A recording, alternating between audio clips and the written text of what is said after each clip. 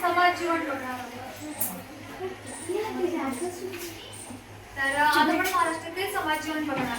आपल्या महाराष्ट्राचं म्हणजे स्वराज्याची स्थापना कोणी केली कोणी सांगेल? शिवाजी महाराजांनी स्वराज्याची स्थापना केली. ते काय आपले रयतेचे राज्य होते. ते कसे रयतेचं कल्याण कसं करायचं, त्यांच्यावर न्याय नाही व्हायला पाहिजे हे काम कोणी केलं होतं? आपल्या शिवाजी महाराजांनी केलं. आणि आता त्यांनी महाराष्ट्राची स्थापना पुढे जाऊन आता मगाशीच आपण शिकलो की महाराष्ट्राचा विस्तार होत गेला, महाराष्ट्राची निर्मिती होत गेली. आता आपण बघणार आहोत की महाराष्ट्रातील न्याय महाराष्ट्रातील जे लोक होते त्यांचे समाजाचं जीवन कसं होतं ते आपण आता या पाठातून बघणार आहोत. तर पहिलं आहे की सामाजिक स्थिती कशी होती महाराष्ट्रात.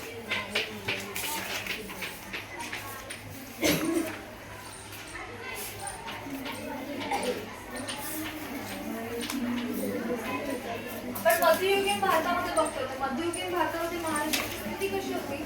तर त्यावेळेला महाराष्ट्रातले लोक शेती करत होते. शेतीवरती त्यांचा व्यवसाय चालत असे, पशुपालन, नंतर उद्योग असे ते काय करत होते त्यावेळेचे त्यांचे उद्योगधंदे होते. आणि प्रमुख गाव पातळीवरती ते लोक राहत होते. त्यांचं सामाजिक स्थिती होती. पुढे त्यांचे काही चालीरीती बघू आपण.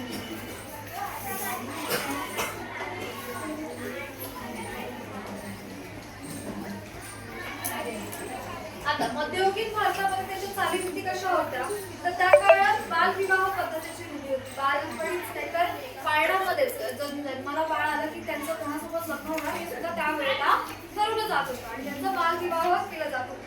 अजून त्यावेळेला जेव्हा बायकांचा जे पती होते त्यांचं मृत्यू झाल्यानंतर त्यांना पुनर्विवाहाची सुद्धा त्यावेळेला सूट नव्हती की पुनर्विवाह. आता कसं बाया काय करतात की जेव्हा त्यांचं हजबंड ऑफिसर की ते लग्न करू शकतात. डिवोर्स सती पद्धत आहे पण तेव्हा कशी होती पुनर्विवाहाची पद्धत सती पद्धत वगैरे सुद्धा होती त्यावेळेस. माहिती ना तुम्हाला.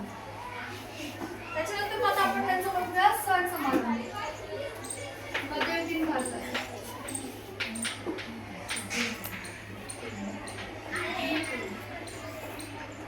त्यावेळेला कोणते सण करायचे. गणपती उत्सव कोणी साजरा केला माहिती आहे? लोकमान्य टिळकांनी सुरुवात केला. तसंच गणपती, मग दहीहंडी, नंतर गुढीपाडवा, दिवाळी, होळी, दसरा यासारखे सुद्धा सण तेव्हा करत होते. आणि आपण ते सण संस्कृती आपली आतापर्यंत सुद्धा जोपासतो. आता सुद्धा करतो ना आपण. दहीहंडी करतो, दिवाळी करतो, होळी करतो, दसरा करतो की नाही? तर ते सण कुठले आहेत तर ते सण सगळे आहे 3.5 मुहूर्तावरचे सगळे सण आहेत. कुठले होते ते? 3.5 मुहूर्ताचे.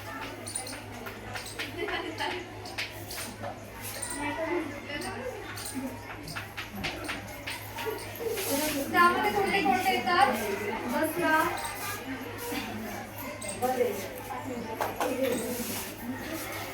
गुढीपाडवा, हे सगळे सण होते. दिवाळी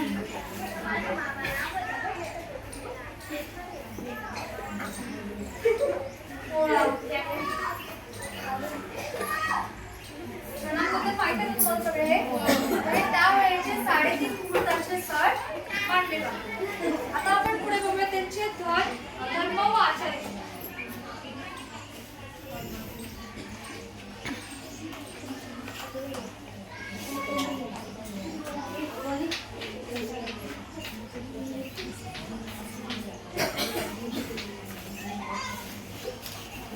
मध्ययुगीन भारतामध्ये 2 महत्त्वाचे धर्म मानले जातात ते म्हणजे मुस्लिम आणि हिंदू.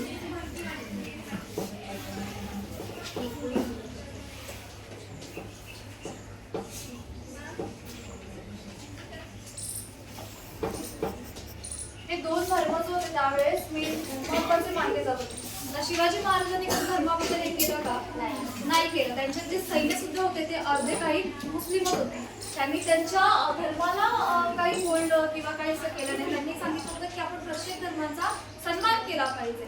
तसंच मग त्यावेळेचा मुस्लिम आणि हिंदू धर्माचा त्यावेळेस सुद्धा वर्चस्व होतं आणि त्यांचा सन्मान केला जात असेल. कधी भेदभाव वगैरे त्यामध्ये होत नव्हता.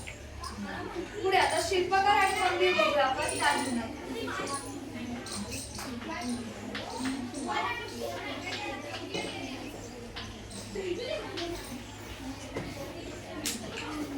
शिल्पकला म्हणजे काय कोणी सांगेल? शिल्पकला काय असते? दगडावरती कोरीव काम केलेलं असतं. शिल्प म्हणजे एखादं दगड आणि त्याचं कोरीव काम जे केलं असतं त्याला आपण म्हणतात शिल्पकला. आता शिल्पकलाची उदाहरणं इथे कोणते? शिलालेख आहेत, किल्ले आहेत,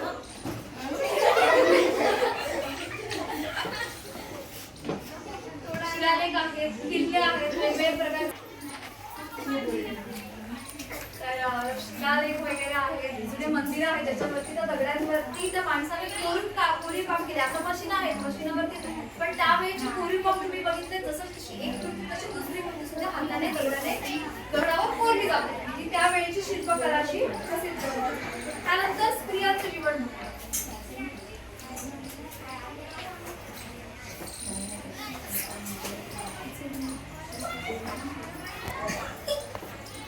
स्त्रियांचं जीवन मी म्हटलं की त्यांना पुनर्विवाह करण्याची सोय नव्हती, सती प्रथा होती. त्याचबरोबर त्यांना चूल आणि मूल एवढीच हे माहित होते, शिक्षण नव्हते. शिक्षणाची सुरुवात कोणी केली? आपल्या सावित्रीबाई फुले. आज सावित्रीबाई फुलेंनी जरी केलं नसतं तर आपण शिकायला असतो. तुम्ही शिकायला नसते, मी टीचर शिक्षक म्हणून उभी नसते ना, आपल्या सावित्रीबाईंनी होते. तसंच स्त्रियांवर जीवनावरती खूप बंधनं होते. खूप त्यांना फक्त चूल सांभाळा, मूल सांभाळा एवढंच त्यांचं जीवन होतं.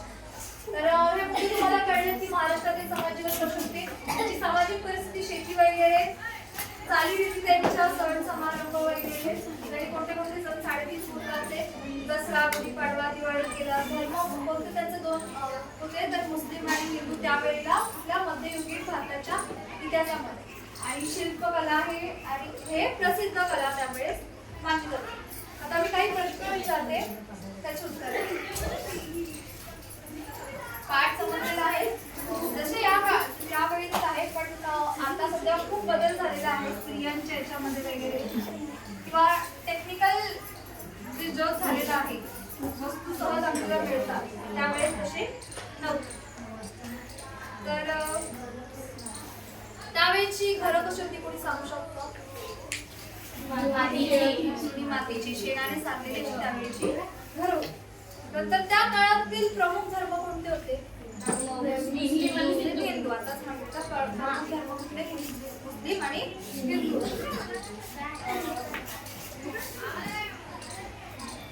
त्यानंतर त्या काळात 3.5 मुहूर्तावर सण कोणते मानले जात होते? दिवाळी, पोळा, आता बरोबर कळलं सगळ्यांना? आता या धड्याखाली स्वाध्याय आहे आणि एकदा धडा पाठ वाचून यायचा आहे आणि त्या पाठाखाली स्वाध्याय सोडवून